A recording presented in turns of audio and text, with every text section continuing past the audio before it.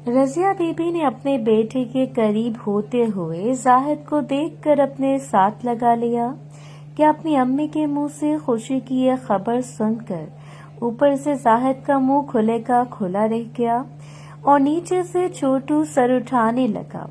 रजिया बीबी की तरह जाहिद ने भी खुशी से अपनी अम्मी को साथ लगा लिया।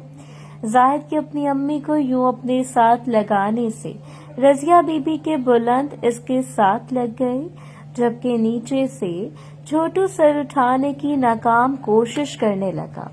इससे पहले कि अपने बेटे के साथ लगे हुए रजिया बीबी अपनी बेटी बिल्किस की तरह अपनी गर्मी के हाथों मजबूर होकर अपने बेटे जाहिद के साथ कोई गलत हरकत कर बैठती, इधर दूसरी तरफ आज अपनी अम्मी को अपने साथ लगाकर न जाने क्यों पहली बार जाहिद को अपने दिल में एक अजीब सी हलचल महसूस हुई, मगर इससे अपने दिल को यूं बेचैन होने की फौरी समझ नहीं आई।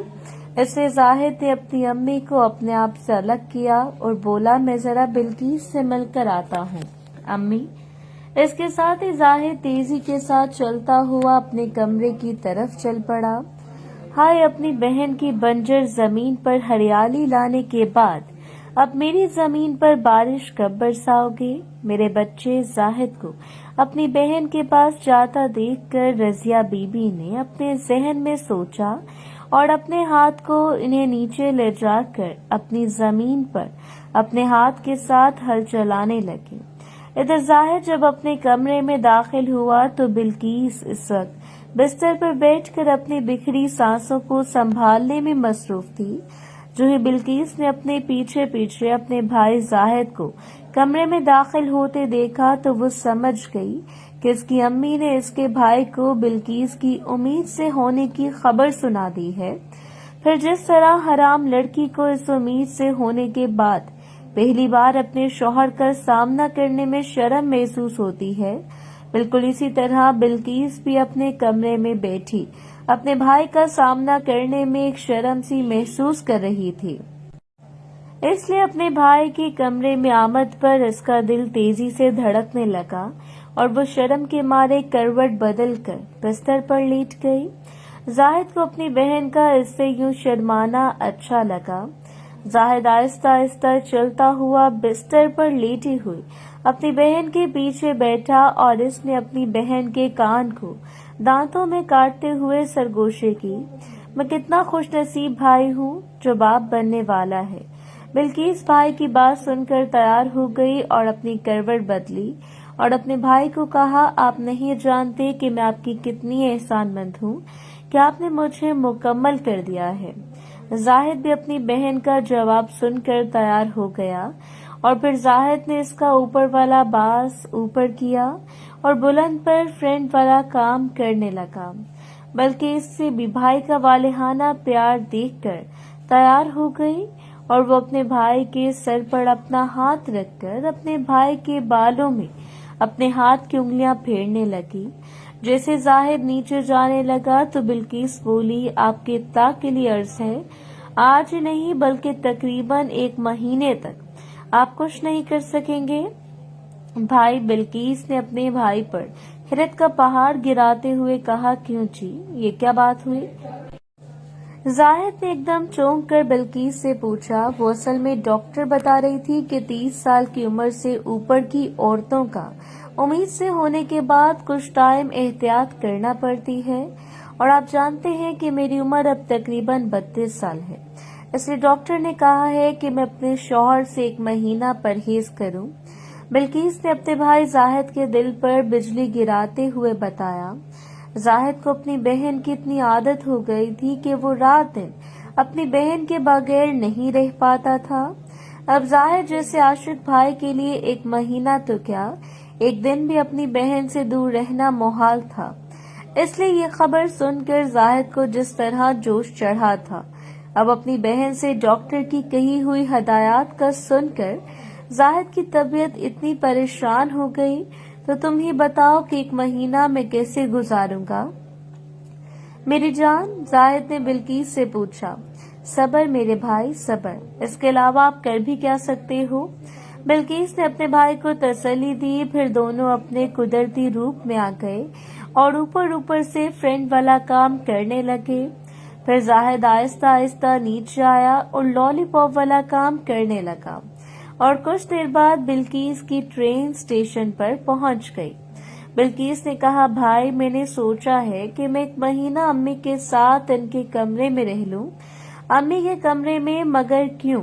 زاہد نے اپنی بہن سے پوچھا۔ وہ اس لیے کہ اگر میں پہلے کی طرح آپ کے ساتھ رہوں گی تو مجھے ڈر ہے کہ آپ نے میرے منع کرنے کے باوجود ایک نہ ایک دن اپنا کام دکھا دینا ہے، اس لیے احتیاط کے طور پر میں اگلا 1 مہینہ امی کے ساتھ ان کے کمرے میں رہنا چاہتی ہوں۔ بلقیس نے کھل کر اپنے دل کی بات اپنے بھائی سے کر دی۔ میرا دل تو نہیں مانتا، لیکن تم یہی چاہتی ہو تو ٹھیک ہے۔ اپنی بہن کی بات سن کر زاہد کے ذہن میں اثر کر گئی اور اس لیے نہ چاہتے ہوئے بھی اس نے بلقیس کی بات مان لی۔ پھر اسی رات بلقیس اپنے کچھ لباس اور سامان لے کر اپنی امی کے کمرے میں چلے گئی۔ ویسے تو کہتے ہیں اپنے شوہر کی جدائی میں رات کے وقت ایک عورت کو اس کا اپنا بستر کاٹنے کو دوڑتا ہے، اور اپنے شوہر کے بغیر ایک عورت کس طرح کروٹ بدل بدل کر اپنی رات بسر کرتی ہے، یہ بات صرف ایک عورت ہی جان سکتی ہے۔ مگر اپنی بہن بلقیس کے بغیر زاہد کو اپنا بستر سونا سونا لگ رہا تھا۔ زاہد یہ بات بخوبی جانتا تھا کہ اپنی بہن کے بنا 1 مہینہ گزارنا اس کے لیے ایک مشکل نہیں بلکہ ایک ناممکن بات تھی، مگر اسے اپنے بچے کی خاطر ڈاکٹر کی بات مانتے ہوئے یہ کڑوا گھونٹ بھرنا ہی تھا۔ اس دوران 3 دن گزر گئے اور 3 دنوں کے دوران زاہد اور بلقیس الگ الگ کمروں میں ہی سوتے رہے۔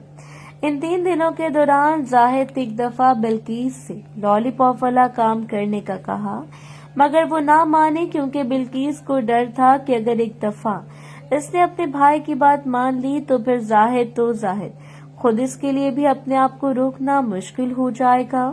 اس لیے بلقیس نے بار بار اپنے بھائی زاہد کو نہ کر دی۔ اس دوران زاہد نے ایک آدھ بار سوچا کہ کاش اگر نیلوفر پاکستان میں ہوتی تو شاید وہ بلقیس سے کیا ہوا اپنے وعدے کو توڑ کر نیلوفر سے اپنا کام کر لیتا، مگر نیلوفر کی غیر موجودگی میں اس کے پاس ایک ہی حل رہ گیا تھا کہ وہ اپنے ایریا میں کسی کے پاس جا کر اپنی ضرورت پوری کرے۔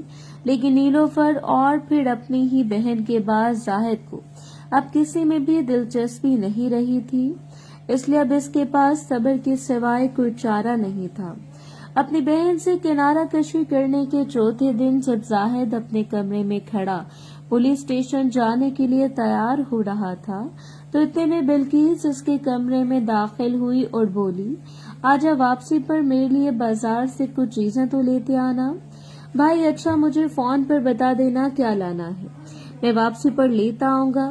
زاہد جلدی میں تھا اس لیے اس نے بلقیس کو فوراً جواب دیا، میں نے چیزیں پیپر پر لکھ دی ہیں، آپ لیتے آنا پلیز۔ بلقیس نے جب دیکھا کہ زاہد اس کی بات پر غور نہیں کر رہا ہے تو اس نے ایک پیپر جلدی سے اپنے بھائی کے شرٹ کی پاکٹ میں رکھتے ہوئے کہا، ساتھ ہی دونوں بہن بھائی ایک صحیح میاں بیوی کی طرح ایک دوسرے کے ساتھ لگے۔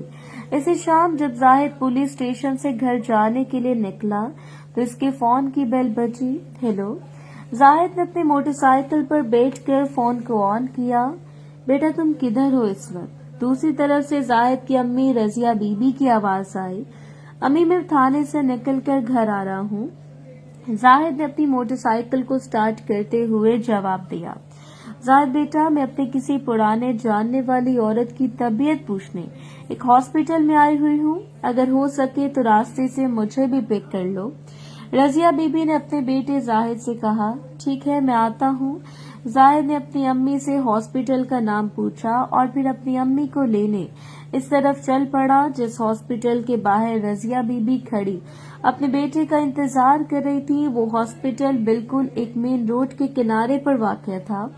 جو زاہد نے اپنی امی کے پاس آ کر موٹر سائیکل روکا تو اس کی نظر ہاسپٹل کے ساتھ بنے ہوئے ایک شاپنگ سٹور پر پڑی۔ شاپنگ سٹور کو دیکھتے ہی زاہد کو اپنی بہن بلقیس کی صبح دی ہوئی لسٹ ذہن میں آ گئی جو بلقیس نے اسے گھر سے نکلتے ہوئے دی تھی۔ وہ شام کو گھر واپس آتے وقت بلقیس کے لیے شاپنگ کرتا۔ آئے امی آپ ادھر ہی رکے، مگر سٹور سے بلقیس کے لیے کچھ چیزیں خرید لوں۔ زاہد نے اپنا موٹر سائیکل کو سٹینڈ پر کھڑا کرتے ہوئے رضیہ بی بی سے کہا، چلو میں بھی تمہارے ساتھ ہی چلتی ہوں بیٹا۔ رضیہ بی بی نے جواب دیا اور اپنے بیٹے کے ساتھ ساتھ چلتی سٹور میں آ گئی۔ سٹور میں آ کر رضیہ بی بی تو عورتوں کی ان عادت کے مطابق ادھر ادھر کی چیزوں کو دیکھنے لگی، جبکہ زاہد نے سٹور کے سیلز مین کے پاس جا کر اپنی پاکٹ سے اپنی بہن کا دیا ہوا پیپر نکالا اور سیلز مین سے کہا کہ اس پیپر پر لکھی ہوئی چیزیں دے دے۔ سیلز مین نے زاہد سے پیپر لیا اور ایک ایک کر کے شیمپو، باڈی سوپ اور دوسری چیزیں زاہد کے سامنے کاؤنٹر پر رکھنا شروع کر دی۔ جو ہی سیلز مین نے یہ سب چیزیں زاہد کے سامنے رکھی تو ایک اور کسٹمر نے سیلز مین کو اپنی طرف بلایا، جس پر وہ سیلز مین زاہد سے 1 منٹ میں واپس آنے کا کہہ کر دوسرے کسٹمر کی طرف چلا گیا۔ اف، بلقیس نے بھی یہ مجھ سے آج اس وقت منگوانی تھی جب امی میرے ساتھ ہیں۔ آج اپنی امی کی موجودگی میں نہ جانے کیوں زاہد کو شرم سی محسوس ہونے لگی تھی اور وہ دل ہی دل میں یہ دعا مانگنے لگا کہ کہیں سیلز مین کے واپس آنے تک اس کی امی اس کی طرف نہ جائیں۔ مگر آج شاید زاہد کی دعا کی قبولیت کا دن نہیں تھا، اس لیے جو ہی زاہد دعا مانگ کر فارغ ہوا تو اسے اپنے پیچھے سے اپنی امی کی آواز سنائی دی، میں بھی تو ذرا دیکھوں میرا بیٹا اپنی بہن کے لیے شاپنگ کیا کر رہا ہے بھلا۔ اف، لو جی، امی بھی آ ہی گئی ہیں۔ اپنی امی کی آواز سن کر زاہد نے اپنے دل میں سوچا اور اس کا دل شرم کے مارے تیزی سے دھک دھک کرنے لگا۔ حالانکہ زاہد اپنی امی کی رضامندی سے اپنی بہن کو اپنی بیوی بنا چکا تھا، بلکہ اس کی امی نے ہی تو اسے اپنی بہن کے بچے کا باپ بننے کی خوشخبری بھی سنائی تھی، مگر اس کے باوجود اب اپنی امی کے سامنے اپنی بہن کا سامان لیتے وقت زاہد کو شرم سے پسینہ آنے لگا تھا۔ پھر زاہد کے نہ چاہتے ہوئے بھی اس کی امی کی نظر کاؤنٹر پر رکھی ہوئی بلقیس کی چیزوں پر پڑی۔ اچھا، تو میرا بیٹا میری بہو کے نہانے دھونے کی چیزیں خرید رہا ہے۔ رضیہ بی بی نے ایک ایک کر کے ساری چیزوں کو اپنے ہاتھ میں اٹھا کر اپنی آنکھوں کے سامنے کرتے ہوئے کہا۔ رضیہ بی بی کے ذہن میں خیال آیا کہ اس کے مرحوم شوہر نے تو کبھی اپنی زندگی میں اس کے لیے اس قسم کی چیزیں نہیں خریدی تھی، جبکہ آج اس کا اپنا سگا بیٹا اس کی نظروں کے سامنے اپنی سگی بہن کی ہیئر ریموونگ کریم خرید کر لے جا رہا ہے۔ یہ سوچتے ہی رضیہ بی بی کو کچھ لگا، جی امی، وہ بلقیس نے آج صبح یہ لسٹ مجھے دی تھی کہ واپسی پر میں اس کے لیے یہ چیزیں لیتا ہوں۔ زاہد نے اپنی امی سے کہا۔ اس سے پہلے کہ رضیہ بی بی کچھ کر پاتی، سیلز مین واپس آ گیا اور زاہد سے معذرت کرتا ہوا سب چیزیں پیک کرنے لگا۔ جو ہی سیلز مین نے کریم کو ہاتھ لگایا تو رضیہ بی بی نے سیلز مین سے کہا، بیٹا اس کی جگہ ویٹ دے دو۔ اس پر سیلز مین نے رضیہ بی بی کی ہدایت پر وہ کریم پیک کر دی۔ زاہد کو اپنی امی کا یوں بلقیس کی کہی ہوئی کریم کو چینج کروانے پر حیرت ہوئی، اس لیے جو ہی وہ پیسے دے کر اسٹور سے باہر نکلنے لگا تو زاہد چپ نہ رہ سکا اور اپنی امی سے اچانک پوچھ بیٹھا، امی، بلقیس نے تو ایک کریم لانے کو کہا تھا، تو پھر آپ نے ویٹ کیوں لے لی؟ اپنے بیٹے کے منہ سے نکلا ہوا یہ اچانک سوال سن کر رضیہ بی بی کے منہ سے بھی ایک دم اچانک نکل گیا، وہ اس لیے کہ اسے صفائی اچھی ہوتی ہے بیٹا۔ رضیہ بی بی کے منہ سے نکلنے والے یہ الفاظ اتنے کھلم کھلا اور اچانک تھے کہ جن کو سن کر زاہد ایک دم حیرت سے اپنی امی کا منہ دیکھنے لگا، جبکہ اپنے منہ سے یہ الفاظ یوں ایک دم ادا کرتے ہی رضیہ بی بی بھی خود سے شرم سے پانی پانی ہونے لگی۔ زاہد اپنی امی کے ساتھ چلتا ہوا اپنی موٹر سائیکل تک آیا اور موٹر سائیکل پر بیٹھ کر اسے سٹارٹ کر دیا۔ اپنی امی کے ساتھ سٹور میں ہونے والے اس جملے پر نہ جانے کیوں زاہد کو آج مزہ آیا تھا، جس وجہ سے چھوٹو نے ایک بار پھر انگڑائی لے کر اپنی نیند سے جاگ اٹھا۔ زاہد نے جو ہی اپنا موٹر سائیکل سٹارٹ کیا تو اس کی امی رضیہ بی بی خاموشی سے اپنے بیٹے کے پیچھے اس کے موٹر سائیکل پر آن بیٹھی۔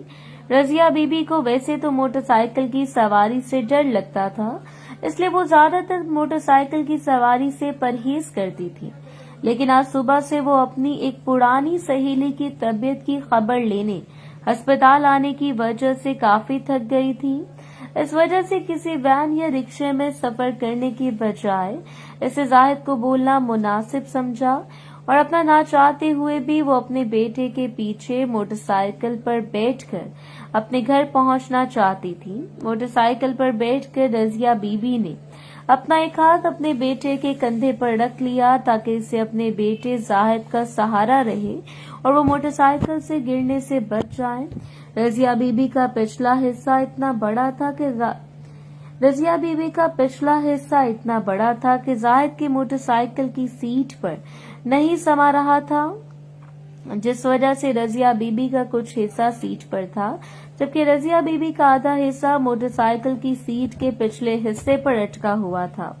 رضیہ بی بی جو ہی موٹر سائیکل پر بیٹھی تو اس کا ایک پاؤں تو موٹر سائیکل کی فٹ ریسٹ پر گیا، مگر رضیہ بی بی کا دوسرا پاؤں ہوا میں جھولنے لگا، جس کا رضیہ بی بی نے یوں حل نکالا کہ اس نے بیٹھتے ہی اپنی ایک ٹانگ کو دوسری ٹانگ کے اوپر رکھ لیا، جس کی وجہ سے رضیہ بی بی ایک طرف سے اوپر کو اٹھ گئی۔ زاہد اور اس کی امی موٹر سائیکل پر بیٹھ کے ابھی کچھ دور ہی گئے تھے کہ موٹر سائیکل کا ٹائر روڈ پر موجود ایک خداری گڈھے میں سے ہو کر گزرا، جس وجہ سے موٹر کو تو جمپ لگا تو رضیہ بی بی کی ٹانگیں آپس میں رگڑ کھا گئی۔ اس جمپ سے اور رضیہ بی بی کے آپس میں رگڑ گئی، اس وجہ سے رضیہ بی بی میں کھچاؤ آیا۔ محترم ناظرین اور سامعین، اس کہانی کا باقی حصہ اگلی آنے والی ویڈیوز میں پیش کیا جائے گا۔ اگر آپ کو ویڈیو اچھی لگی تو ویڈیو کو لائک اور ہمارے چینل کو سبسکرائب ضرور کریں۔ شکریہ۔